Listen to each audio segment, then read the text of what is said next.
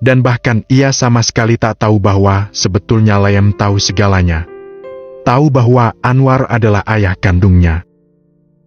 "Ayo duduk," ajak Anwar. Haidar, Oral, dan Layam segera duduk bergabung dengan Anwar dan Louis. Mereka duduk mengitari meja. "Louis, Papa mengajak Miu ke sini karena ingin mempertemukanmu dengan dia." Anwar menunjuk sosok Haidar. "Memangnya dia siapa, Pah?" tanya Louis. "Dia adalah abangmu." "Abang?" Louis sedikit terkejut. Sial. Ternyata laki-laki ini memiliki putra yang lain, batin Louis. "Salam kenal, Bang. Namaku Louis." Louis terpaksa menyapa Haidar. Ia pura-pura bersikap baik. "Hei, aku Haidar," balas Haidar. Suaranya terdengar datar. "Mulai hari ini kalian harus bisa lebih dekat. Karena kalian adalah saudara. Kalian tak boleh saling membenci. Kalian harus saling menyayangi," ujar Anwar. "Iya, Pak," balas kompak Haidar dan Louis. "Oh ya, apa kau tahu, Louis? Abangmu ini adalah pimpinan perusahaan Gondal Gandul. Perusahaan itu adalah milik Papa. Wah, hebat. Jika kamu lulus nanti, dan setelah kamu menempuh pendidikan tinggi, kau juga boleh berada di perusahaan itu. Kau juga harus ikut mengelola perusahaan itu. Benarkah, Pak?" "Ya, karena kau juga putraku." Louis begitu senang. Sedang Haidar, diam-diam ia mengepalkan tangannya kuat-kuat. Tanda bahwa ia tak begitu menyukai apa yang diucapkan Anwar terhadap Louis. Layam ternyata memperhatikannya. Dan ia pun harus bisa menahan tawanya. Ia puas melihat ekspresi Haidar saat ini. "Dad," handphone Layam bergetar. Layam pun merogohnya dari saku celana. Ada sebuah pesan dari Louis. Rupanya sang adik berbincang dengan Anwar tetapi sambil mengetik pesan untuk Layam. "Kau dengar sendiri, kan? Sebentar lagi aku akan jadi orang kaya. Aku tak akan lagi miskin sepertimu." Lagi-lagi Layam merasa geli. Kali ini disebabkan oleh pesan Louis. "Kamu kenapa senyum-senyum sendiri?" bisik Oral yang duduk di sebelahnya. Ternyata wanita itu memperhatikan Layam. "Nggak apa-apa, Nyonya." Layam mana mungkin berterus terang. "Kamu barusan lagi baca chat dari siapa?" "Bukan siapa-siapa." "Ayo katakan siapa." "Teman." Layam terpaksa berbohong. "Bohong? Pasti dari pacar kamu, kan?"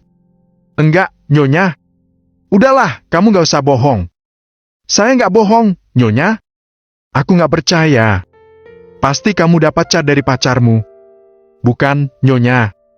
"Mana coba lihat." "Kenapa perlu dilihat?" "Tuh, kan kamu gak berani. Berarti bener emang cat dari pacarmu." "Kalau ya, kenapa? Nyonya cemburu ya?" Layam akhirnya berkata demikian. "Hah? Cemburu?" Oral tercekat. "Enggak lah. Ngapain aku cemburu segala?" elaknya. "Bohong. Pasti cemburu." "Iya, kan? Aku bilang enggak ya? Enggak. Enggak percaya. Beneran." Layam tampak menahan tawa. "Ih, kamu nyebelin banget sih." Oral refleks mencubit pinggang Layam. Dan apa yang ia lakukan pun menarik perhatian yang lainnya. Anwar, Haidar, dan Louis jadi memperhatikannya. Maka Oral pun menghentikan perbuatannya. Ia sedikit malu. Ia pun kembali duduk dengan tenang. 1 jam kemudian. "Sampai jumpa lagi ya, Pak." Pamit Haidar begitu semuanya keluar dari restoran. "Aku pulang dulu ya, Pak." Kali ini Oral. "Kalian hati-hati ya. Dan jangan lupa jaga kesehatanmu, Oral. Kamu kan lagi hamil." Tutur Anwar. "Iya, Pak." Jawab Oral dengan suara terbata. Mereka pun melangkah terpisah. Haidar, Oral dan Layam menuju ke parkiran sebelah kanan, sedang Anwar dan Louis menuju ke parkiran sebelah kiri. Tetapi tiba-tiba Louis memanggil Layam, yang otomatis menghentikan langkah Layam. "Ada apa?" Layam menengok ke arah sang adik. "Aku mau bicara sebentar." Mendengar ucapan Louis, Oral dan Haidar segera meninggalkan Layam. Mereka lebih dulu masuk ke mobil, membiarkan Layam dan Louis berbincang hanya berdua saja. "Kamu pasti kaget setelah tahu siapa aku," ucap Louis mengawali obrolan mereka. "Kamu gak nyangka kan ternyata aku anak orang kaya?" tambahnya. Layam diam, masih tak menimpali apa-apa. "Dia adalah papaku. Mungkin kami terpisah karena sebuah insiden. Makanya aku jadi dirawat oleh almarhum ayahku." Louis sengaja merangkai kebohongan, tentu agar Layam tak tahu hal yang sesungguhnya. Dan Layam pura-pura mempercayainya begitu saja. "Kau pasti iri. Iya, kan?" ujar Louis. Layam hanya tersenyum simpul. "Tapi tenang saja, sebagai adikmu, aku tak akan melupakan abangku begitu saja. Jika nanti aku dapat bagian perusahaan, kau akan kubagi beberapa persennya. Tapi ada syaratnya. Kau tetap harus merahasiakan hubungan kita. Kau tak boleh memberitahukan siapapun bahwa kau abangku. Bagaimana? Kau setuju?" Layam tetap tak menimpali. Malahan, ia menepuk-nepuk pelan pundak Louis. Ia sambil tersenyum menyeringai. Setelah itu, ia melangkah pergi begitu saja tanpa berkata-kata. "Hei, kau belum jawab pertanyaanku. Apa kau sanggup?" lantang Louis. Dan Layam malah hanya melambai-lambaikan tangannya tanpa menoleh ke belakang, ke arah Louis. Hari berikutnya, keesokan harinya, Haidar sudah berpenampilan rapi. Sebentar lagi, ia akan berangkat ke kantor seperti biasanya. Tapi tiba-tiba, kluk, perutnya tiba-tiba melilit. "Aha!" Ia pun memekik sambil memegangi perutnya. "Kamu kenapa, Mas?" Oral yang tengah sibuk menata tempat tidur langsung melihat ke arah sang suami. "Perutku mendadak mulas banget. Kok bisa? Kemarin kamu kebanyakan makan sambal kah?" "Enggak. Terus makan apa dong kok jadi mulas kayak gitu?" Haidar mengingat. Dan ternyata, bukankah semalam ia sempat icip-icip bangkai tikus yang ia temukan di got depan apartemen? Entahlah, Rel. Haidar pura-pura tak mengingatnya. "Udah, aku mau pap dulu." Haidar lari terbirit-birit masuk ke kamar mandi, mengeluarkan apa yang membuatnya mulas. Sedang Oral melanjutkan kegiatannya, merapikan tempat tidur dan membersihkannya. Saat ia memindahkan tas kerja Haidar yang semula bertengger di permukaan kasur, ada sesuatu yang jatuh dari dalam tas tersebut. Oral mengambilnya. Rupanya sebuah kotak perhiasan. "Ini apa ya?" Oral pun seketika begitu penasaran. Maka ia lancang membukanya. "Hah!" Oral terkejut. Rupanya di dalam kotak perhiasan tersebut ada sebuah kalung yang begitu cantik. Kalung yang sepertinya harganya lumayan mahal. "Kok Mas Haidar punya barang kayak gini?" Oral bertanya-tanya. "Hah!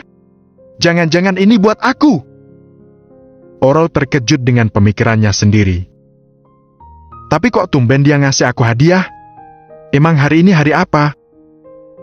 Oral refleks melihat ke arah kalender duduk yang bertengger di meja nakas. "Astaga!" Oral lagi-lagi terkejut. "Hari ini kan hari ulang tahunku. Kenapa aku bisa lupa?" Oral menepuk jidatnya sendiri. Tetapi kemudian ia tampak mengulum senyum. Gak nyangka, ternyata malah Mas Haidar yang mengingatnya. Terus dia pakai ngasih hadiah mewah kayak gini pula. Asli, dia romantis banget. Oral sangat berbunga-bunga. Cekrek. Pintu kamar mandi terbuka. Oral cepat-cepat memasukkan kembali kotak perhiasan ke dalam tas Haidar. Ia akan pura-pura tak tahu apa yang sudah dipersiapkan Haidar untuk dirinya. Udah selesai, Mas? Ucap Oral begitu melihat Haidar keluar dari ruangan lembab tersebut. Udah? Keluar banyak? Kepala tikusnya juga ikut keluar. Hah? Kepala tikus? Oral heran dengan kalimat Haidar. Maksudnya baji cabenya. Oh, kirain beneran kepala tikus. Oral mendekat ke arah Haidar. Ia menyerahkan tas kerja Haidar. Ini, Mas, tasnya. Oke, makasih ya. Haidar langsung menerimanya. Aku berangkat dulu ya, sayang. Pamit Haidar sambil mengecup kening Oral. Iya, Mas. Kamu hati-hati. Sampai jumpa lagi nanti sore. Balas Oral. Setelah itu mereka keluar dari kamar. Oral mengiringi kepergian Haidar sampai ke pintu depan. Bu! Panggil Layam yang tengah berdiri di halaman rumah Claudia. Claudia yang semula sibuk merawat tanaman-tanamannya langsung melihat ke arah Layam. Melihat penampilan Layam yang masih mengenakan seragam sekolah. Haf! Claudia tampak menghela nafas. Ngapain kamu kesini? Ucap ketus Claudia sambil mengangkat sebuah pot untuk ia pindahkan ke sudut lain. Kangen sama ibu? Jawab Layam. Ia merebut pot dari tangan Claudia. Ia yang akan memindahkannya. Hah! Aku bukan ibumu lagi. Jadi kamu gak perlu kangen sama aku segala. Dan kamu gak perlu menemuiku kayak gini. Selamanya ibu adalah ibuku. Dan aku tetap akan menemui ibu sampai kapanpun. Bebal! Umpat Claudia. Walau ia sudah hafal dengan sifat Layam. Layam memang seperti ini. Tak mempan dengan kekejamannya. Bu! Panggil Layam. Kenapa? Timpal Claudia dengan suara ketus. Minggu depan ibu datang ya, ke acara perpisahan sekolahku. Aku ingin seperti teman-temanku yang lain. Orang tua mereka semuanya datang. Jadi aku harap, aku gak akan datang. Sahut Claudia. Ia memotong ucapan Layam. Jadi kamu tak perlu menungguku. Kau suruh orang lain saja. Pokoknya ibu harus datang. Dan pokoknya aku akan menunggu ibu.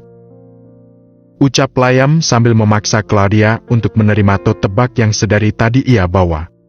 Setelah itu, ia pergi begitu saja. Claudia hanya terdiam melihat punggung sang putra yang semakin menjauh. Dan setelah itu, ia menengok isi di dalam tote bag saat ini ada di tangannya. Rupanya sebuah gaun, tas, dan sepatu yang cantik. Mungkin maksud Layam, Claudia bisa memakainya saat datang ke acara perpisahan sekolahnya yang ia maksud tadi. Sore harinya, Haidar melihat jam di tangannya. Waktu menunjukkan tepat jam 5 sore. Setelah itu, ia segera membereskan barang-barangnya yang berada di atas meja kerjanya. Kemudian, ia meraih kotak perhiasan yang sudah beberapa hari ini ia persiapkan. Ia membukanya. Ia menatap lekat-lekat kalung cantik yang berada di dalamnya. Oral pasti sangat menyukainya. Gumam Haidar. Setelahnya, ia memasukkannya ke dalam tas. Ia sudah tak sabar ingin cepat-cepat pulang, ingin cepat-cepat memberikannya kepada sang istri sebagai kado ulang tahun. Ingin memberikan surprise yang sangat luar biasa. Dert. Handphonenya bergetar. Haidar yang hampir beranjak berdiri harus kembali duduk seperti semula. Ia segera mengambil handphonenya dari saku celana. Dan begitu tahu siapa si penelpon, raut wajahnya berubah tak mengenakan. Tetapi mau tak mau ia harus tetap menerimanya. Halo? Sapa Haidar. Halo, Mas? Balas si penelpon. Kamu udah pulang? Tanyanya. Belum, masih di kantor. Temani aku belanja, Mas. Aku pengen beli berlian yang waktu itu. Haf. Haidar menghela nafas tanpa sepengetahuan si penelpon. Aku nggak bisa. Aku harus langsung pulang. Sejak kapan kamu berani menolak keinginanku? Ucap si penelpon. Kalimat yang membuat Haidar seketika merasa geram. Hari ini Orol ulang tahun. Lalu, ya aku sebagai suaminya sudah sepatutnya lah ngerayain ulang tahunnya dia. Biar dia nggak curiga sama aku. Biar dia, perhatian banget kamu sama dia. Potong si wanita. Perhatian apanya? Ini tuh hal yang wajar. Kamu udah mulai suka ya, Mas, sama dia? Ingat, Mas, kamu nggak boleh punya perasaan kayak gitu ke dia. Dia itu, kan? Cukup! Haidar memotong ucapan si wanita. Kok kamu bisa-bisanya nuduh aku kayak gitu? Apa masih kurang dengan aku ngerelain dia tidur dengan laki-laki lain? Apa perbuatanku itu masih kurang di matamu? Hah! Bentak Haidar. Ia sudah tak bisa menahan emosinya. Sedang si wanita malah tertawa di seberang telepon. Seolah ia tengah menyepelekan kemarahan Haidar. Sore tadi ia sudah berdandan cantik. Mengenakan lingerie spesial dan bermake tipis-tipis. Tentu ia melakukan hal itu untuk dilihat oleh Haidar. Pikirnya, hari ini adalah hari spesial. Orol sudah membayangkan Haidar akan pulang tepat waktu.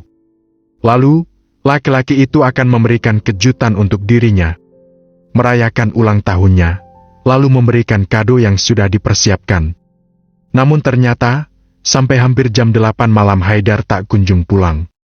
Padahal sedari tadi Orol terus menunggunya. Duar. Suara guntur menggelegar di luar. Hujan deras pun turun.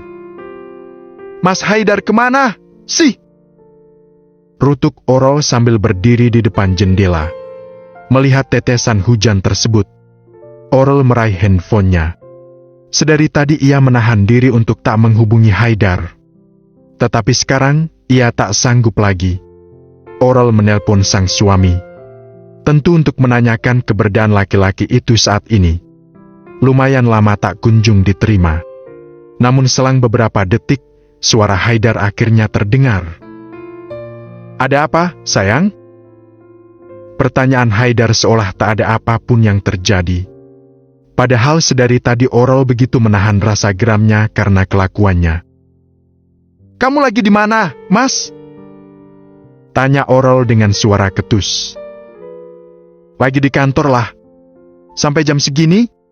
Aku lembur, Rel. Hah? Sejak kapan seorang bos maunya lembur sampai semalam ini?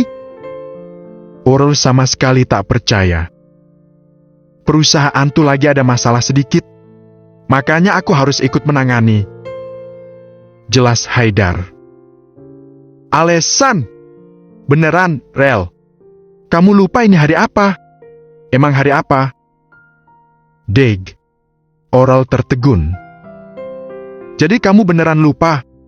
Iya, aku nggak tahu ini hari apa. Keterlaluan kamu, Mas. Ini tuh hari. Aku matiin teleponnya dulu ya, Rel. Aku nggak enak sama para bawahanku. Mereka lagi ada di ruanganku. Oh ya, mungkin malam ini aku nggak pulang. Aku tidur di sini. Pekerjaanku banyak. Paling selesai sampai malam banget. Males kalau harus pulang. Lagian kan di luar hujan. Sudah ya? Tat. Haidar mematikan panggilan begitu saja. Tak memberikan kesempatan Orol untuk menanggapi ucapannya yang baru saja. Mas Haidar nyebelin! Rutuk Orol sambil membanting handphonenya ke tempat tidur. Lalu ia terduduk di permukaan empuk tersebut. Heks. Orol terisak. Ia sedih dan begitu kecewa terhadap Haidar. Karena ternyata, Haidar sama sekali tak ingat ulang tahunnya. Dugaannya sedari tadi salah besar. Brak. Orol beranjak berdiri. Ia berjalan keluar dari kamarnya. Melangkah menuju ke kamar Layem. Dan begitu sampai, ia mengetuk pintu kamar tersebut dengan gerakan lembut. Pintu pun terbuka, Layam kini berdiri di hadapan Orol. "Ada apa, Nyonya?" tanya Layam. Bukannya menjawab pertanyaan Bok tersebut, Orol malah tiba-tiba saja memeluknya. Layam pun terkejut. Apalagi saat mendengar Orol terisak di dadanya. "Nyonya kenapa?" Layam kebingungan. "Kenapa nangis? Bisul Nyonya pecah, kah? Atau Nyonya habis ketahuan ngutil terus digebukin orang sepasar? Aku lagi sedih. Dan aku lagi pengen ada teman buat nangis." Jawab Orol. Ia masih berada di dekapan Layam. "Nyonya sedih kenapa? Suamiku nggak inget ulang tahunku. Dan dia katanya malah nggak akan pulang. Alasannya lembur. Jadi hari ini Nyonya ulang tahun." Orol menganggukkan kepalanya. Layam pun segera mengelus kepala Orol. "Nyonya jangan sedih. Kan wajar orang lain lupa dengan tanggal ulang tahun kita." Tutur Layam. "Bagaimana kalau Nyonya ngerayainnya sama saya saja?" "Ngerayain gimana?" Orol melonggarkan pelukannya. Ia menatap wajah Layam dengan sedikit mendongakkan wajahnya. "Ayo ikut saya." Layam meraih pergelangan tangan Orol. Ia membawa Orol pergi ke ruang tengah. "Nyonya duduk di sini dulu ya, jangan kemana-mana." Layam mengarahkan Orol untuk segera duduk di sofa. Orol patuh begitu saja. "Kamu mau kemana?" tanya Orol. "Ke dapur sebentar, Nyonya. Tunggu ya." Layam berlalu pergi. Sedang Orol, kini ia pun sendirian di ruangan ini. Selang 5 menit kemudian, Layam pun muncul. Mengejutkan, ia membawa piring yang berisi kue donat yang ditumpuk-tumpuk. Lalu di atasnya terpasang sebuah lilin kecil yang menyala. "Happy birthday to you!" Layam membawanya sambil dengan lirih bernyanyi untuk Orol. Orol yang semula sedih, kini seketika tertawa bahagia. "Kamu apaan sih, Layam?" tuturnya di antara suara tawa tersebut. "Ngapain kue donatnya kamu tancapin lilin? Soalnya nggak ada kue tar, jadi ya saya pakai kue donat aja." Jelas Layam sambil beranjak duduk di samping Orol. "Kamu ada-ada aja," timpal Orol. "Lilinnya ditiup, gih!" perintah Layam. "Tapi maka awis dulu," tambahnya. "Oke." Orol segera menghadap ke arah lilin. Ia memejamkan kedua matanya. Ia mulai berdoa di dalam hati. Dan kemudian ia membuka matanya kembali. "Sudah?" tanya Layam. "Udah? Nyonya berdoa apa? Kepo kamu. Saya kan cuma nanya." Gumam Layam sambil bibirnya tampak mengerucut. "Aku udah boleh tiup lilinnya belum?" tanya Orol. "Iya, Nyonya. Tiup sekarang." "Haf." Orol segera memasangkan lilin yang sedari tadi menyala. "Yai!" Layam bertepuk tangan. Ia terlihat heboh, serasa sedang merayakan ulang tahun sungguhan. Dan Orol, ia tampak bahagia. "Sekarang donatnya dimakan." Layam menyerahkan satu donat kepada Orol. "Perlu dimakan segala?" "Iya, lah." "Oke." Mereka pun sama-sama menikmati donat tersebut, menghabiskannya dengan lahap. "Oh ya, saya mau ngasih hadiah sesuatu untuk Nyonya," kata Layam. "Hah? Emang kamu nyiapin hadiah untuk aku? Kan kamu tahu aku ulang tahun baru sekarang. Siapinlah." "Mana? Dari tadi kamu kan gak bawa apa-apa." Orol kebingungan. "Tunggu." Layam tampak merogoh sesuatu dari kantong celananya. Sedang Orol memperhatikannya lekat-lekat. Ia begitu penasaran. Dan rupanya, tak ada apapun yang diambil Layam. Ia hanya segera menunjukkan simbol sarang hayo dengan jarinya ke hadapan Orol. Orol seketika tertawa terbahak-bahak. Pikirnya, Ternyata Layem bisa berkelakuan absurd juga.